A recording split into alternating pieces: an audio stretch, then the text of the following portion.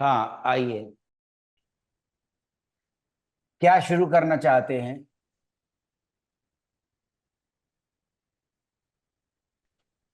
कौन त्रिभुज। सा शुरू करें? हाइट्स एंड डिस्टेंसेस अभी सवाल पूछने हैं तो बताइए। सर जी त्रिभुज में स्टार्ट कर दीजिए। त्रिभुज स्टार्ट करें? तो ध्यान यस। रखिएगा, ट्रायंगल्स,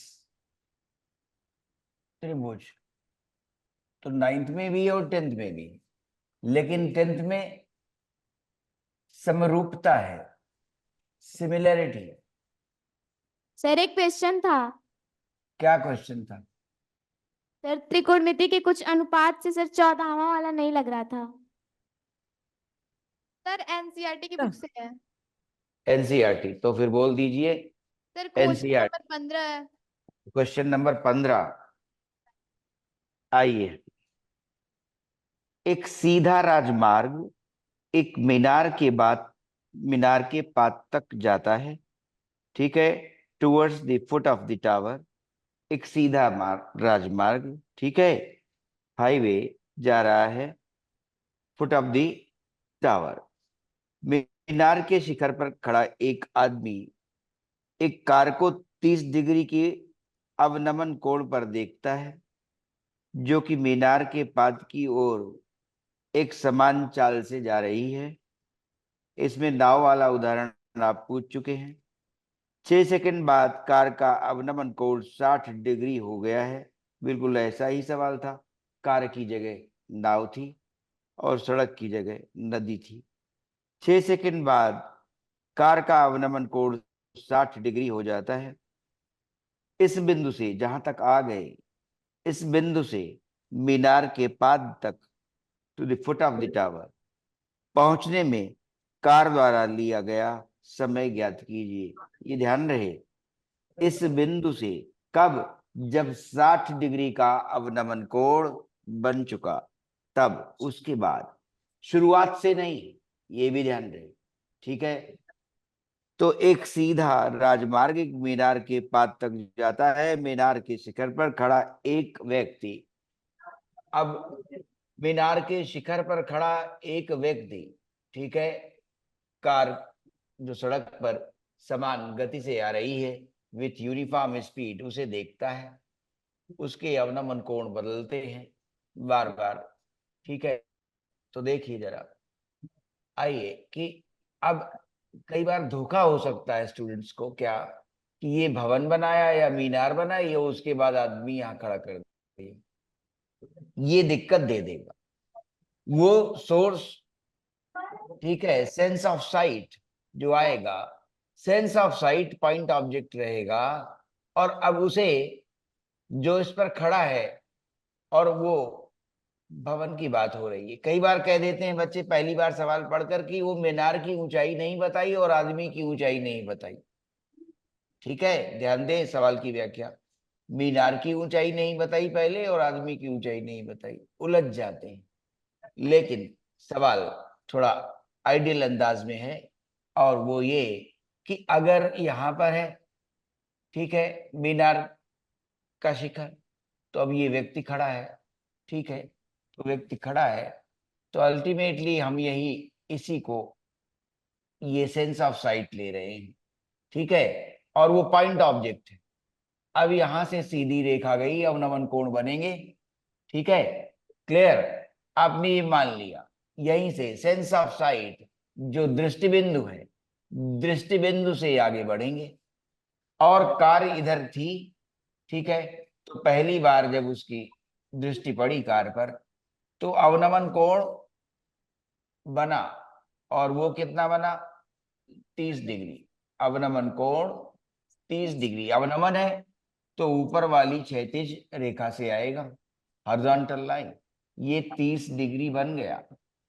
उसके बाद 6 सेकंड कार और आगे बढ़ती है, कार आगे आई, और वहां पर अब की बार 60 डिग्री का अवनमन कोण बन गया, ठीक है, तो वो लिख लिया है। अब देखिए, इन्हीं को हम लोग किस तरह से आगे ले चलेंगे ये देखना, ठीक है। आइए, सवाल बन गया, ये 60 डिग्री था, ये 30 डिग्री, 30 डिग्री का एकांतर अंता कोण यहां पर आया पोजीशन ए पर, ठीक है। और 60 डिग्री वाला एकांतर अंता कोण यहां पर बनेगा और वो 60 डिग्री है। ए बी सी और डी, ठीक है। तो मीनार पर जो व्यक्ति खड़ा है, ठीक है, उस व्यक्ति के दृष्टि बिंदु के लेकर ये ऊंचाई कंसिडर की गई और इसे अगर जरूरत पड़ी तो एच मान लेंगे।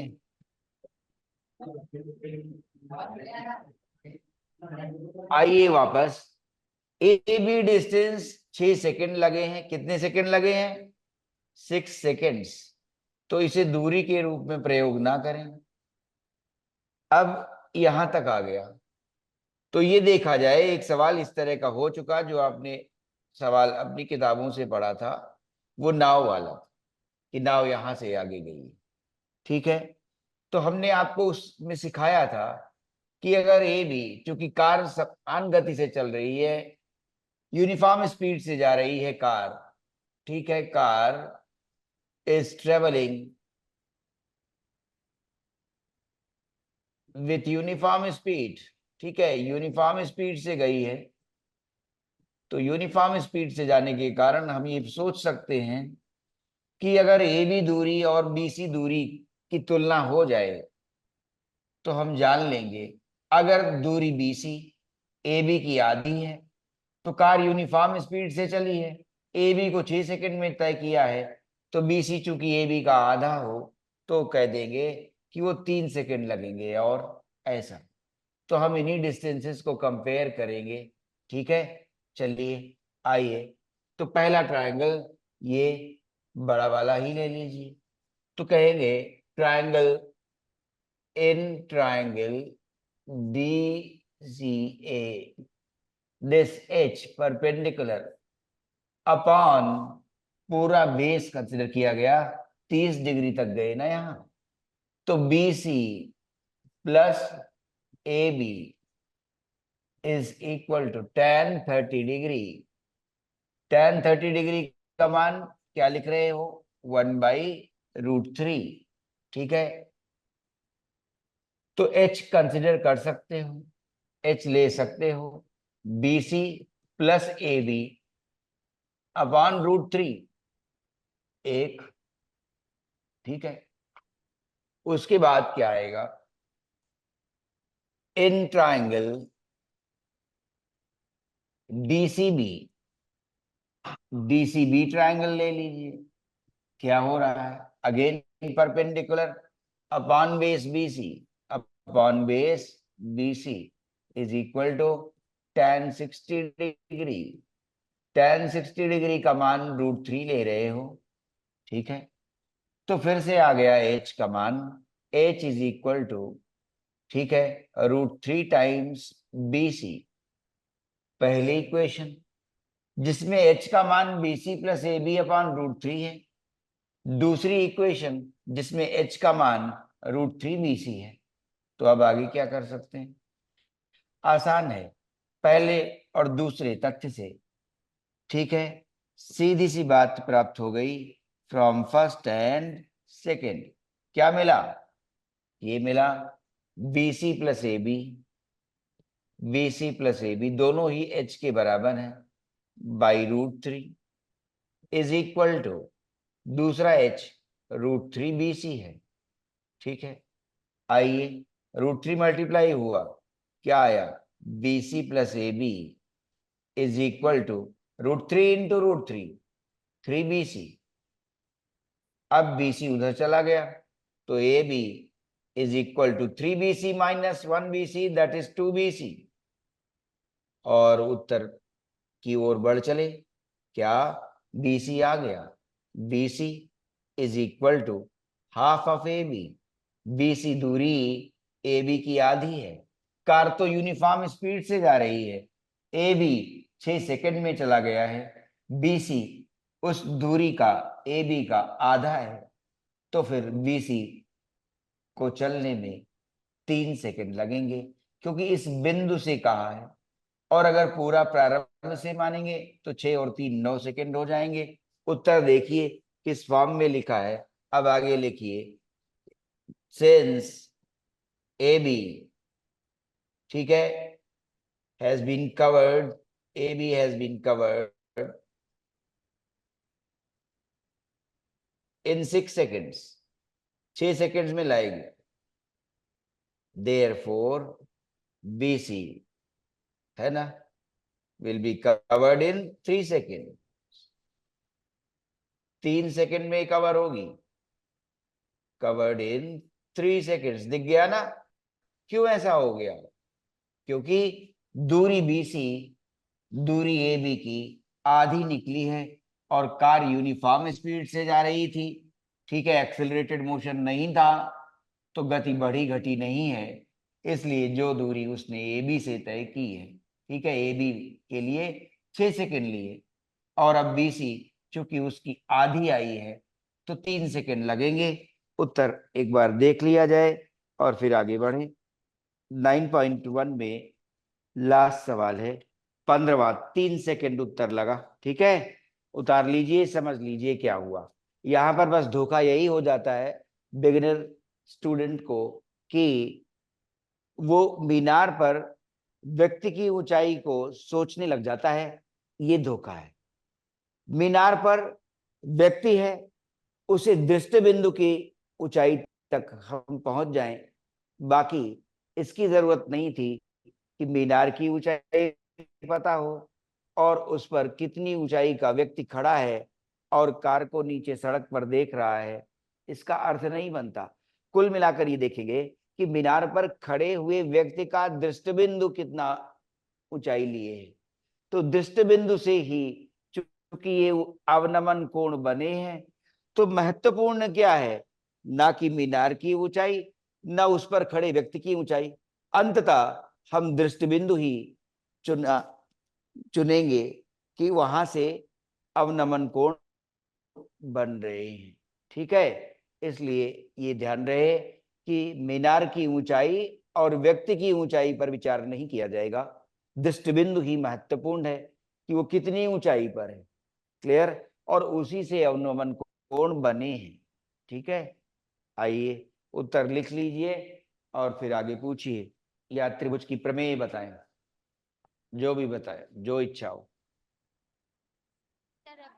सर एक फैक्टराइजेशन था जो मतलब सॉल्व नहीं हो रहा था। चलो पूछो। चंपा देवी से एक फैक्टराइजेशन पूछा गया है, वो देखते हैं। पूछिए सवाल। x पे power 4 plus 4x square plus 16। हाँ बोलो, वेरी गुड, अच्छा सवाल पूछा, याद दिलाने, ठीक है। x to the power 4 plus, sir 4x square plus 16। हाँ ठीक, प्लस 16। देखो सरल सी चीज है यस सर। बहुत। तुम इसे देखती तो ये एक्स स्क्वेयर का स्क्वायर है, तुम इसे देखती तो कहती 4 का स्क्वायर है, ठीक है।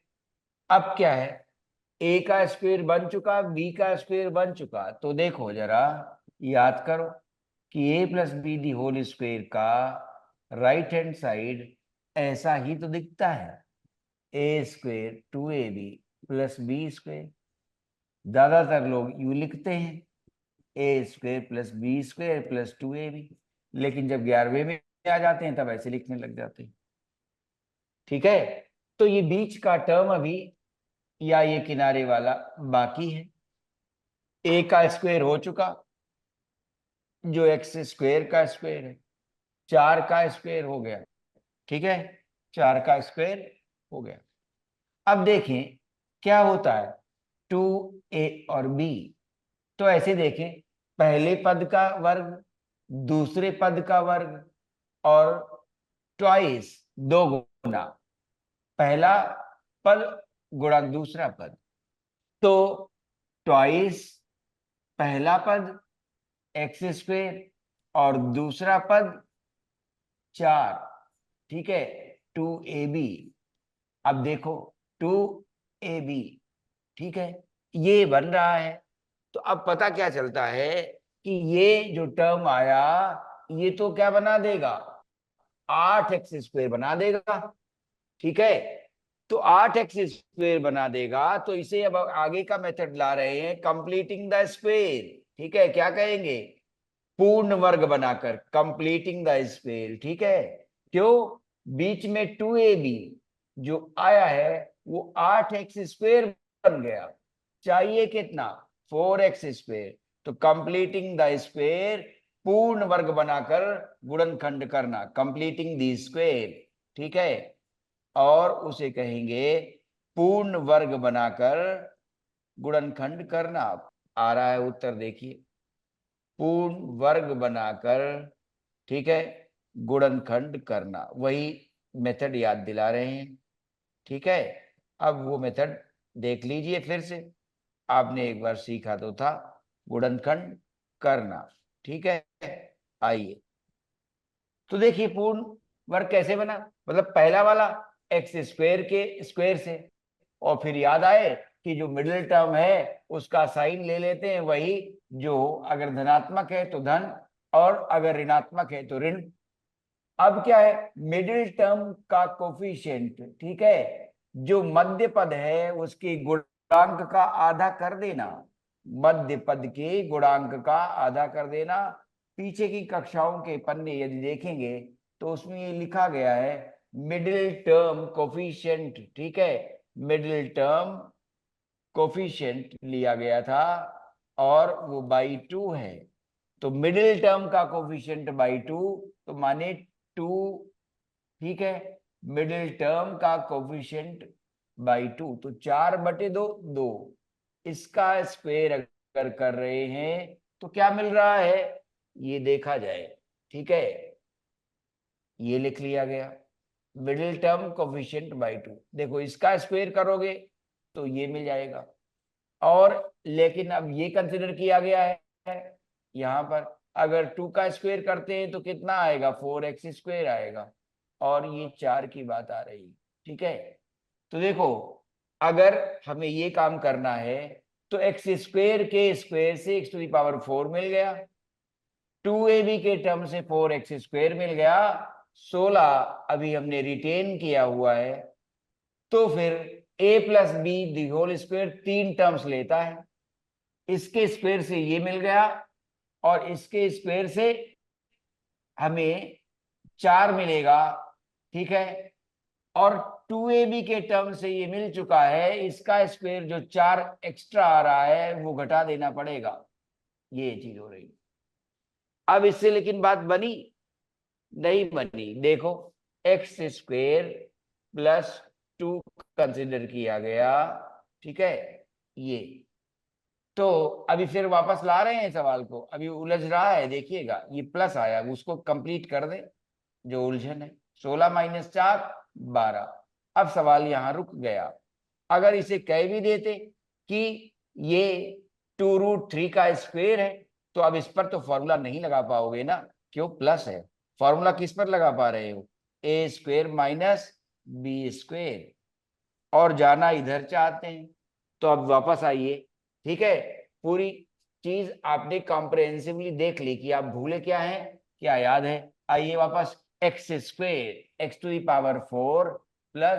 4x² + 16, अब इस 16 को लाएंगे। ठीक है, तो x² और +4 का स्क्वायर, ठीक है, ये आ रहा है, और ये क्या आया, +4x²। अब देखिए इसके स्क्वायर से ये मिल गया, इसके स्क्वायर से ये मिल गया, और चूंकि 4x² हमने रिटेन किया है तो हमारे पास आया क्या, 2ab का टर्म। 2ab का टर्म क्या ले रहा है, 2 × 4 × x², और ये एक्स्ट्रा हो गया 8x²। 8x² एक्स्ट्रा हो गया तो उसे घटा देंगे। ठीक है, क्यों, देखो बगल में x² + 4 का होल स्क्वायर याद दिला दें, क्या आया, x⁴ + 16 + 2ab, that is 8x²। हमें ये नहीं चाहिए था, हमारे वाले एक्सप्रेशन में 4x² है, उसे हमने रिटेन किया हुआ है, तो ये जो एक्स्ट्रा आया उसे घटा दिया। अब हमारा फॉर्मूला लग जाएगा, एक्स स्क्वेयर प्लस 4x ये स्क्वेयर, 4 में से 8 चले गए, 4x स्क्वेयर बच गया। अब ये आसान हो जाएगा, एक्स स्क्वेयर प्लस 4 और ये 2x का स्क्वेयर बन जाएगा, 2x का स्क्वेयर बन जाएगा। ठीक है, अब फॉर्मूला भी लग जाएगा क्या, ए स्क्वेयर। जनरली कंप्लीट स्क्वेयर करने पर, पूर्ण वर्ग बनाने पर फॉर्मूला यही वाला लग रहा होता है। ठीक है, ए माइनस बी अगर पहले लिखते हैं तो वो लिख दीजिए, प्लस लिखते हैं तो प्लस लिख दीजिए, आपकी जैसी आदत। अब बन गया ए स्क्वेयर माइनस बी स्क्वेयर, तो लिख लिया जाए एक्स स्क्वेयर प्लस 4, पहले माइनस अगर लिख रहे हैं तो माइनस 2x लिखा, और उसके बाद एक्स स्क्वेयर प्लस 4, अगर प्लस लिख रहे हैं तो प्लस लिख दिया। ठीक है, ये आ गया। अब इसके बाद भी अगर फैक्टराइज किया गया है तो बताइए, उत्तर आप अपना देखिए। अगर इसमें से या इसमें से कोई और फैक्टराइजेबल है तो उसे भी फैक्टराइज कर दिया जाना चाहिए। ठीक है, लेकिन अब शायद ये फैक्टराइजेबल नहीं है, आपका उत्तर यहीं खत्म होना चाहिए रियल रूट्स के लिए। हाँ बोलो। सर वहां पे -8x² कहाँ से आया? हाँ देखो, ध्यान से सुनना तुम्हारा प्रश्न। हमने इसका पूर्ण वर्ग किया है, इसका पूर्ण वर्ग क्या दे रहा है, हमने बगल में दिखाया है, x⁴ plus 16 plus 8x square, है ना। तो यहाँ 8x स्क्वेयर मिल रहा है और हमने 4x स्क्वेयर अभी रिटेन किया हुआ है, जो हमारे एक्सप्रेशन में व्यंजक में दिया हुआ था 4x स्क्वेयर, उसको हमने भी मेंटेन कर लिया ना। इसलिए इसके स्क्वेयर से तो ये मिला और इसके स्क्वेयर से ये मिला, देखो दोनों मिले, ये और 16 मिल गया। अब प्रश्न उठा कि हमने इसे रिटेन किया है, तो हमें इसके स्क्वायर से ये मिल चुका, इसके स्क्वायर से ये मिल चुका, और ये हमने लिखा हुआ है पूरा। तो फिर इसका भी एक टर्म बाकी है 2ab वाला, वो तो एक्स्ट्रा हो जाएगा ना। तो Yes, 2ab वो एक्स्ट्रा हो गया, इसलिए घटाना पड़ गया। सर समझ में आ गया। ठीक, और फिर आगे शाबाश, फिर आगे ये फैक्टराइज कर लिया ये स्क्वायर। तो कंप्लीटिंग द स्क्वायर में अगर याद आए, लेसन बहुत क्लास हुई थी, ठीक है, तो उसमें ध्यान देंगे, अगर रिकॉल कर सके तो घर जाकर भी कर लीजिएगा। अधिकतर यही किया गया था क्या, कि ज्यादातर सवालों में सेकेंड टर्म का स्क्वायर एक्स्ट्रा आता था, उसे घटाते हैं। ये सवाल अच्छे सवालों में से इसलिए है कि अधिकतर सवालों में सेकेंड टर्म का स्क्वायर एक्स्ट्रा बढ़ता है, उसे घटाते हैं।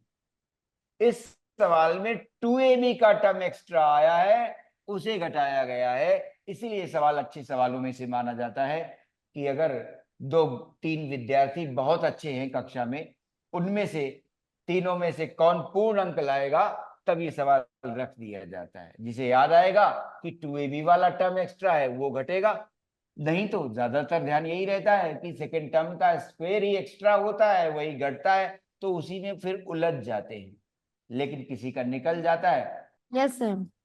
हाँ ठीक है, चलो okay, thank you sir. Thank Hare you sir. Krishna, all good, bye.